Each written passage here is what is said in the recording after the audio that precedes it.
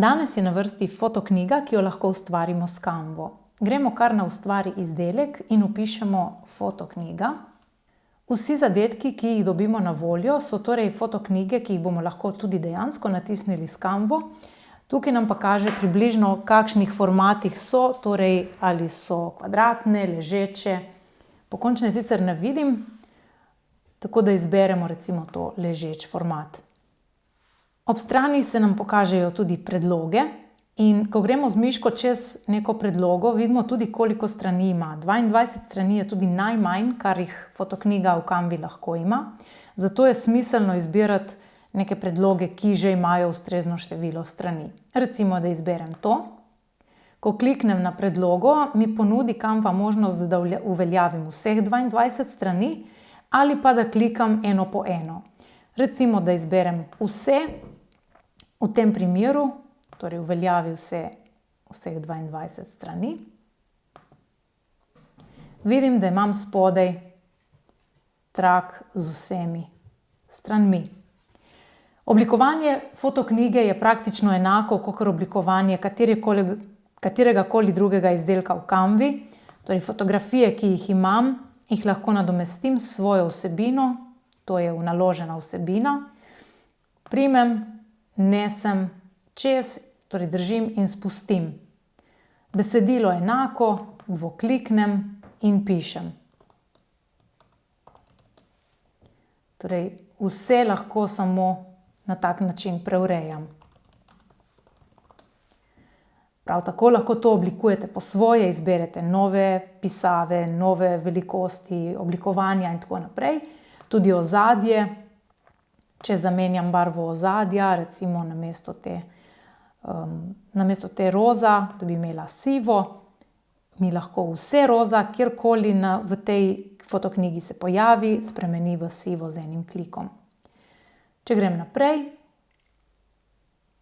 v svojo naloženo vsebino, primem, prenesem, počakam, če mi noče, premikam toliko časa to fotografijo, dokler mi ne zagrabi čez celo in spustim. Še vedno lahko to potem dvokliknem, premikam, znotraj tega urejam, spreminjam in kliknem ven. Če mi kakšna stran ni všeč, jo lahko enostavno izbrišem, delete oziroma izbriši stran. Pri tem moramo paziti, zdaj imamo samo 21 strani, vedno moramo imeti sodo število strani. In na primer, če bi želela to, ki mi je všeč, podvojiti, lahko na tipkovnici Ctrl+D ali podvajanje strani. Lahko jo prenesem kamorkoli in tako dalje. Se pravi, če bi želela recimo te fotografije spremeniti, dimenzije so že definirane, torej moram paziti, da prenesem ustrezne fotografije, ki bojo pašale v ta format.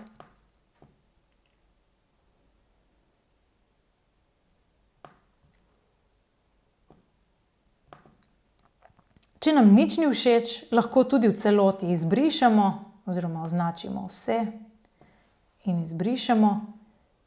Kliknemo in potem tudi na novo sami definiramo, kako bojo slike oziroma drugi elementi postavljeni na naši fotoknjigi. Ena izmed stvari, ki smo jih si pogledali na delavnici v živo, je bilo postavljanje slike čez dve strani. Običajni urejevalniki fotoknjig imajo to kar enostavno. Ko damo sliko čez dve strani, se ta kar razlije. Pri Canvi je to malce bolj narodno, zato moramo malce ciljati. Način, ki smo ga dobili kot nekako najbolj enostaven in učinkovit, seveda bi lahko sliko najprej razdelili na dva dela in tako naprej, ampak smo ugotovili, da lahko, če gremo na tiskanje s Canvo, vidimo predogled in vidimo torej dve strani, eno zraven druge. V tem primeru, če to zaprem, sta torej ta tretja in četrta stran. Zakaj tretja in četrta? Prva je naslovnica, zadaj za naslovnico je prazna, potem je prva stran in potem, ko odpremo naprej, vidimo pred sabo tretjo in četrto. Torej bomo to zbrisali. Prav tako bomo na četrti strani zbrisali in bom recimo to sliko dala čez tretjo in četrto stran. Ves čas vidim tukaj tudi predogled. Torej, grem nazaj v naloženo vsebino, kliknem na sliko. In zdaj je pomembno, da je ta slika čez celo. Torej, povečam fotografijo. To si bom zdaj umaknila, samo ker imam majhen monitor.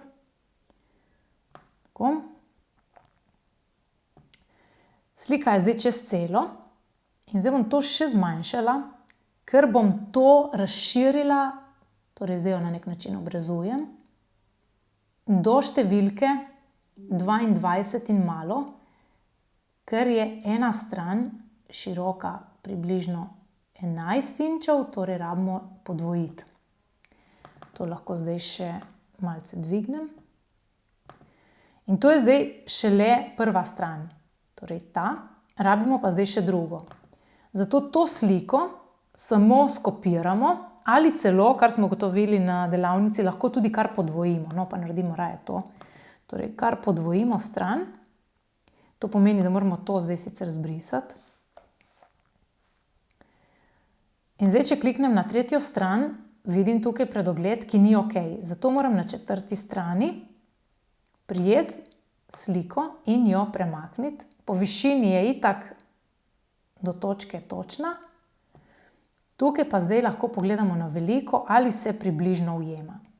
Tukaj je v redu, ta pregib je itak vedno bolj noter, tako da prav natančno ni videti, ali smo zadeli ali ne, se pa potrudimo, da čim bolj točno ulovimo prvo in drugo sliko. Tako. Torej, ugotovili smo tudi, da lahko največ strani, ki jih naša knjiga ima, je 98, najmanj pa 22 in vedno sodo število strani. Poglejmo si zdaj torej pri tiskanju s Canvo, kaj vse imamo še na voljo. Prva stvar, izberite strani za tiskanje. Pomembno je, da imamo izbrane vse strani, ki smo jih oblikovali. Izberemo lahko velikost med majhno ali srednjo. Od tega je potem odvisna tudi cena. Pri srednji se malce poveča. Izbiramo lahko med mehko platnico ali trdo platnico. Tudi v tem primeru se malenkost podraži, je pa sigurno bolj trpežna, več časa nam bo zdržala. Vsekakor pa odvisno tudi od namena, zakaj bi to knjigo tiskali. Še kakšen finiš želimo, ali je ta bolj gladek, glossy, torej odseven, ta je najbolj običajen za fotoknjige, ali bolj mehek, ki pa je v bistvu tudi občutljiv, lahko se piše gor, tako da za klasične fotoknjige priporočam gloss finish. Koliko izberemo število, koliko knjig želimo natisniti, cena se kot pri ostalih izdelkih s številom ne zmanjšuje.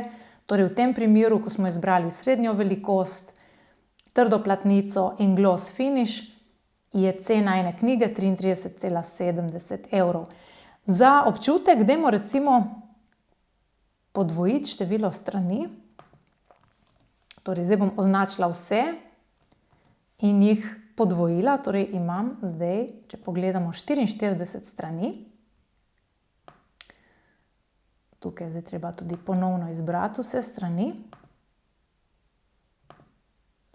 Torej, ko smo število strani podvojili, imamo zdaj 44, cena ni tako drastično zrasla. Iz 33,70 je prišla na 41,40, tako da samo število strani vam ne vpliva dosti na ceno.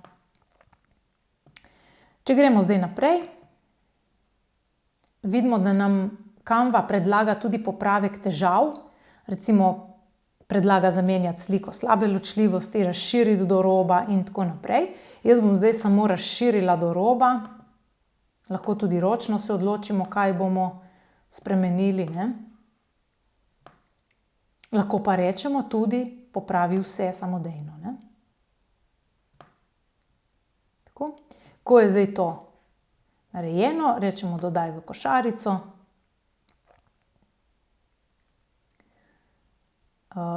Eno imam še od zadnjič, bom zbrisala. Sedaj mi nalaga predogled. Lahko si tudi še enkrat pogledam, kako zdaj izgleda moja fotoknjiga. In ko sem zadovoljna, grem na blagajno, vpišemo svoje podatke, naslov in standardna dostava je brezplačna. Plačamo lahko s kreditno ali debetno kartico ali s PayPalom. Oddamo naročilo, običajno, kar sem jaz do zdaj naročala preko Canve, je naročilo dostavljeno v roku 5 delovnih dni, včasih celo še prej, in pošiljajo kamorkoli v Evropi, tako da to je tudi kar priročno. In to je, kar se tiče urejanja fotoknjige, več ali manj to.